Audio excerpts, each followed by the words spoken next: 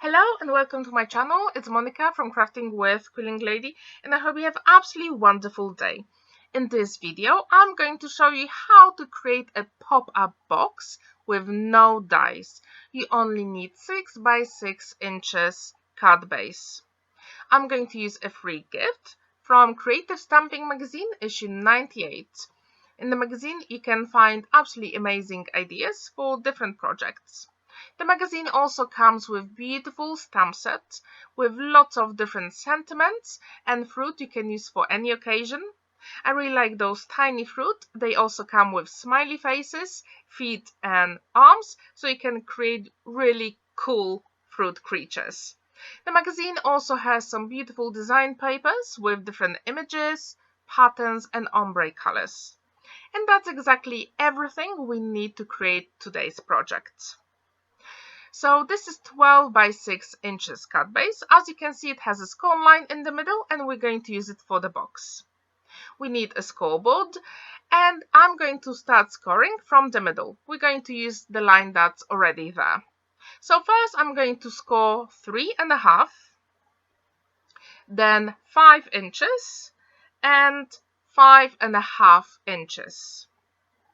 That will be at the front and the side of the box. Now we have to turn the paper and I'm going to score 1.5 and 5 inches. Of course, you can change your measurement for your project. Now I'm going to score 5 inches and 2.5. When I do it, I make sure that the box will fit in 6 by 6 inches envelope. And when we fold it, it will be completely flat.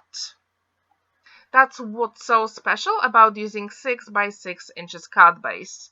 So we don't need any cutting dies.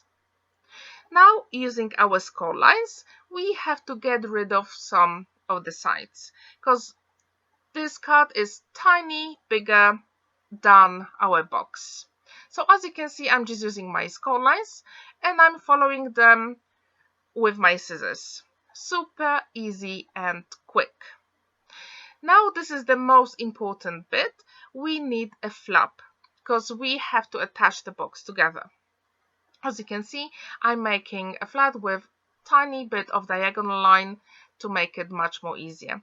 And when you cut the top of the box, just make sure you don't go over the score line in the middle, because that will be the top of the box and we want it to look really professional. Now it's time to burnish all those score lines.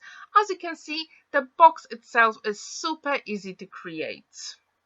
Have you ever done any pop-up box projects? If you have, please let me know if you used any cutting dies or did you do the measurement yourself? Because I think using 6 by 6 inches cut base, it is super quick and easy.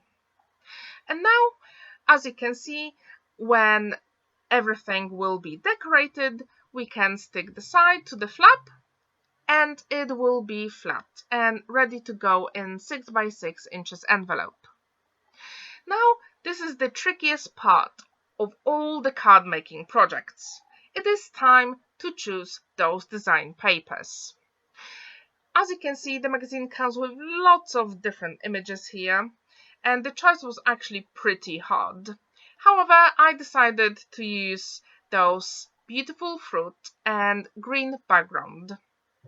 Whenever you make any decorations and embellishments, always make sure to use a ruler and measure all those panels, because we want to make sure that our rectangles in this case will fit on all the sides. And when I create my panels, I like the background to be slightly bigger to have a really nice frame. Now I decided to use some green ink to give it more interest and dimension. As you can see, it is super easy to do. You can use any ink that you want. You can also use some markers.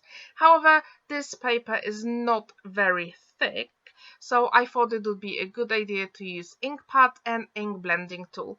And now you can see the comparison with the ink on the sides and no ink. Which one do you prefer? I really like that contrast.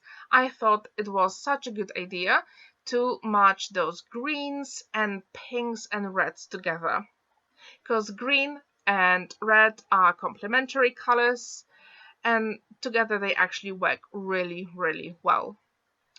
In the top right corner, you can see my other video I created with those fruit stamps from Creative Stamping Magazine, and I created a shaker card. So then you can check how I use those stamps to create no line coloring images. So as always, for all my panels, I use double-sided tape and liquid glue because I want to make sure that everything is stuck properly. Now, when you attach those elements, I really recommend to do it before you assemble the whole box. It is much more easier and quicker because when you assemble the box, it will be really tricky to put those elements on the box. When we are working on summer projects, I wanted to know what is your favorite summer color combination? Because I really think that green, yellow and pink, that is such a good color combination for summer. What do you think? Maybe you've got different preference, because I usually choose different color combinations for different seasons. So now we also have to decorate other panels at the top, because we just can't leave them empty, right? So again, the choice is absolutely yours, and I decided to use those fruit here, and again I use the same green background color, and this time I'm using a little bit more of my ink blending here, because I thought it would give me even more contrast, because the green color was very similar, the one with the fruit and the background. So I wanted to make sure that my background color, it is a little bit darker. You always make sure to clean your surface when you use ink blending skills. Okay, so now when we attach all those panels, again, use poke tool to make sure you can peel off that double-sided tape easily. When you do it, as you can see, it comes really quickly. So with pop-up boxes, you can create really nice birthday gifts, or you can also create thank you cards as well. The choice is absolutely yours, and what's really unique, you can put anything you want inside the pop-up box.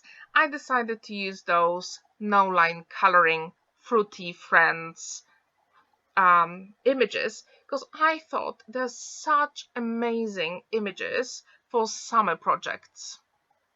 So cool. I really, really like it. Here I'm creating my front panel, and now I'm going to actually use scissors to cut the stamp, because as you can see it comes with love, wishes, and I just needed wishes here. So I use my scissors to cut the stamp, and it's okay.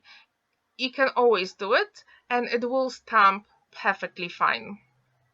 Now I'm going to use StazOn black ink because it is really black and it works perfectly fine with those papers. And as I said before, this free gift paper is a little bit thin, so the color might bleed through it. That's why you always stamp before you put it on your card. And then I decided to have some smiley faces on the sides using brown ink. You can use any ink you've got. It doesn't have to be archival ink or StazOn, whatever works for you. And now it's time to put that panel at the front of the card, and we are nearly done. The only thing we need is, you guessed it, we need those fruit elements here. But before we do that, we can start assembling the box, and I'm going to use literally scraps of the card we used earlier, and as you can see, that will give me 3 panels that go inside the box. They don't have to be perfectly stuck inside. They can be wonky a little bit, it doesn't really matter. And then we will need some acetate to put our elements onto it. And when I use acetate, what I found works really well is the red liner tape. It is super sticky, and when you put it at the bottom of those acetate pieces, it's super easy to do. Here you can see all the fruit I created in my previous video, and as you can see, I had quite a few of them left over, so I thought, yes, let's create another project. That's why I decided to have pop-up box. And when I attach paper to paper, I really like to use liquid glue because it gives me that time to maneuver all those elements if they are not straight. And here you can go from the bottom of the box or the top of the box. You can always add a little bit more glue. My liquid glue dries for about 2-3 minutes, so I really have enough time to maneuver all those elements. And then when these bits are firm and set inside the box, we can start choosing all those fruit creatures. So I'm going to peel off the red liner tape, and then you can either go from the top of the box or the bottom of the box, press your acetate, and start attaching all those funny creatures. Have you ever created any project with fun creatures? If you have, please let me know what were the creatures. Were they fruit, or maybe they were household objects? I would really like to know. As you can see, I created a fruit family here, and they all dance and smile, and this project is just so cheerful. I'm pretty sure the recipient would really like that pop-up box. And if you want to add any sentiment or any messages, you can do it at the back of the box. I know I decorated it, but you can create a small envelope and attach it and put some paper inside, or you can just write the message with a pen. But I would do it before you assemble the whole box. And as you can see, all those fun creatures look like they're floating in the air because the acetate is see-through. And this is super quick and easy project to do. I think it took me about 40 minutes to make. Super easy. And as you can see, every single time I check if the box folds flat, and it does. So it will fit in 6x6 inches envelope. Have you ever used any stamps from Creative Stamping Magazine? If you have, which one is your favorite set? Honestly, I have every single stamp set. So as you can see, it is 98 issue. So I got loads of the stamp sets, and they come in variety of themes, and I love every single one. If you have ever used Creative Stamping stamp sets, tell me which one is your favorite. So now, when I finished putting all those beautiful, fun creatures inside the box, I decided to add some cherries at the front of the box, because the top of the box looked a little bit empty, and this time I decided not to use gems, so the cherries have to do it. And now, as you can see, I'm adding one more fruit at the top, because why not, right? We can go crazy with all those fun creatures. And when these are done, this pop-up box fits perfectly fine in 6x6 inches envelope. Do you like my summer-themed fruit fun pop-up box? I would really like to know what do you think about this color combination and all those fun fruit creatures. So as you can see, it is flat and it fits in 6x6 inches envelope. You don't even have to make a box envelope. Flat envelope works absolutely fine. Thank you so much for watching and spending that time with me. I really hope you feel inspired to create any summer project. Have a wonderful day and happy crafting. On the left and on the right you can also check my other videos. Bye for now!